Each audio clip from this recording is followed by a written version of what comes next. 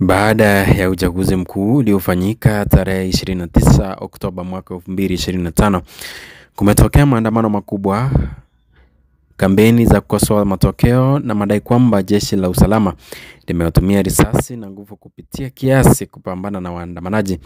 Serikali inatangaza kuwa imechukua hatua za kulinda usalama, lakini vikundi vya haki za binadamu, vyombo vya habari na vyombo vya ulinzi vya kimataifa vinaomba serikali kufunguka na kuhesabu waliopoteza maisha.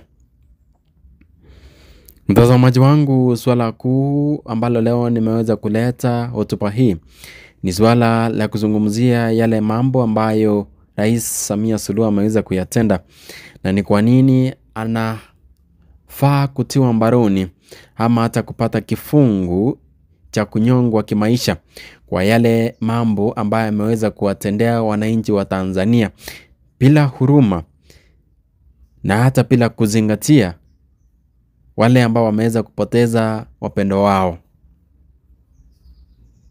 Uchaguzi uliambatana na mvutano wa kisiasa. Hii ni baada ya kutengwa kwa wagombea wakuu wa upinzani na uchunguzi wa kisheria dhidi ya viongozi hao. Mamlaka ya uchaguzi ilitangaza ushindi wa Rais Samia Suluhu Hassan kwa asilimia iliyodaiwa kuwa 97.66%, lakini vyama vya upinzani vilihoji uhalali wa mchakato huo na kusema kigezo cha ushindi kilitokana na kuzuia kandarasi muhimu za upinzani. Ofisi za mashirika ya uchunguzi wa kimataifa pia ziliibuka kuwa uchaguzi haujakidhi vigezo vya kimataifa. Mtazamaji wangu, kama huko katika mitandao kama vile Twitter, TikTok na mitandao nyingine ya online, umeweza kushuhudia video ambazo ni za kuhuzunisha zaidi. Baadhi ya wale ambao walikuwa wanasaidia kupiga kura ama wapangaji ambao walikuwa wanasaidia wananchi wa Tanzania kupiga kura, walijirekodi wakitia hayo makaratasi ya kura. Walikuwa wanapiga wenyewe na baadaye kisha wanayatia kwenye kile kijisanduku cha kura. Mtazamaji wangu, swali kuu ni hili: mbona serikali ya Tanzania itumie fedha ama hela nyingi kupigisha ama kupanga harakati ya kura, na mwishowe wanafahamu kwamba hawa ambao ni wasimamizi wako na ama wameweza kuamrishwa waweze kupiga kura wenyewe ama kuhararisha operesheni ya kupiga kura? Mtazamaji wangu, ni huzuni sana kwa serikali kupoteza hela na kunyima wananchi wa Tanzania haki ya kupiga kura kwa yule kiongozi ambao wanamtaka. Huyu dikteta ambaye ni Mama Samia Suluhu aliweza kuhakikisha kwamba ameweza kuwatia maafisa wa polisi karibu naye, ameweka kwenye mabega, akahakikisha kwamba hawa ambao ni wasimamizi wa kupiga kura ni watu wake na wataweza kufanya vile ambavyo anataka. Ndio maana she is the first president kuweza kupata kura 97%. Hivyo ni kumaanisha kwamba wale ambao hawakuweza kupiga kura katika nchi ya Tanzania ni asilimia 3% peke yake. Swala ambalo ni la kiusuni.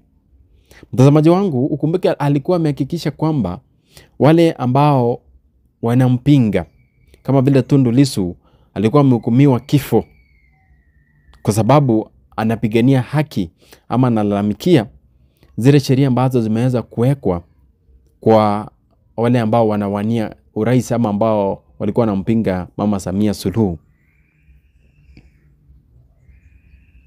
Mtazamaji wangu, ni jambo la kuhuzunisha, na ndiposa tunasema kwamba yale mambo ambayo yote ameweza kuyatenda. Mtazamaji wangu, kuna video na picha ambazo zimeweza kusambaratishwa mtandaoni. Ungeweza kuziangalia hata uweze kula chakula kwa sababu ni picha za kuhuzunisha. Vijana wadogo wameweza kupigwa marisasi. Wazazi wanalia mitandaoni wakitafuta watoto wao ambao waliweza kutoweka kutoka siku za kura. Hizo siku zote za maandamano waliweza kutoweka, na picha zao na video zikaweza kuonekana wamepigwa risasi, wengine wameuliwa, ambao wamerushanishwa na kutupanishwa. Ni picha ambazo ni za kuhuzunisha. Mtazamaji wangu, kiongozi kama huyu ana haki gani ya kuzidi kuendelea kuishi? Kwa sababu maelfu ya vijana wameweza kuuliwa, kuna wengine bado hatujaweza kuhesabu, kwa sababu maafisa wa polisi mtandaoni walichukulia wakitangaza kwamba walikuwa na haki ya kuweza kuhakikisha kwamba Samia Suluhu amekuwa rais, si tu kwa kupiga kura, lakini kwa sababu walikuwa na silaha za kutosha za kuhakikisha kwamba Mama Samia Suluhu ameweza kuwa sworn in kama rais wa nchi ya Tanzania. Mtazamaji wangu, katika miezi iliyopita viongozi wa upinzani wamekumbwa na mashinikizo ya kisheria. Tundu Lissu na viongozi wengine walikamatwa wakatolezwa mashtaka ya juu, ikiwemo mashtaka ya uhaini na uhujumu. Mashirika ya habari ya kimataifa yakaripoti kuwa baadhi ya mashtaka haya yanaonekana kuwa ya kisiasa kulingana na madai ya vyama vya upinzani na mashirika ya haki za binadamu. Serikali inasema kwamba itachukua hatua kwa mujibu wa sheria dhidi ya wale wanaodaiwa kujaribu kuathiri mchakato wa uchaguzi au kutia hofu umma. Mtazamaji wangu, hata wewe ukiangalia tu kwa umbali wako, kati ya Tundu Lissu ambaye yumo gerezani, ambaye analalamikia sheria ambazo zimeweza kuwekwa za kupiga kura, sheria ambazo zinawapigania tu wale ambao wamo serikalini na kuwanyanyasa wale ambao hawamo serikalini, mtazamaji wangu, utakubaliana nami na utakubaliana na Tundu Lissu. Lakini jambo la kuhuzunisha ni kwa nini yeye wanasema kwamba aweze kunyongwa, ili hali kuna yule ambaye anatenda mambo ambayo si ya kibinadamu. Kuna yule ambaye anawaua watu kiolela. Kuna yule ambao ananyang'anya watu haki. Kuna yule ambaye anajipigania mwenyewe kibinafsi, anajifikiria yeye kibinafsi. Kuna yule ambaye anaua watoto wa wengine bila hata kufikiria mara mbili. Kuna yule ambaye anaua wazazi na wanaacha watoto wao mayatima kwa sababu ya hoja za kibinafsi. Kuna yule ambaye anataka tu kuwa rais kwa sababu hajatosheka na ule muda ambao amekuwa serikalini. Mtazamaji wangu, huyu ndiye anafaa kunyongwa. Huyu ndiye anafaa kupitia mateso. Huyu ndiye ambaye hafai kuonekana hata hadharani kwa watu. Mtu hata angenyongwa kitambo. Ndiposa misheni za watazamaji wa Jumuiya ya Afrika na mashirika mengine ya kimataifa zimeripoti kuwa uchaguzi haujakidhi vigezo vya kimataifa kwa uhuru na uwazi, jambo ambalo lilichochea kuibuka kwa maandamano.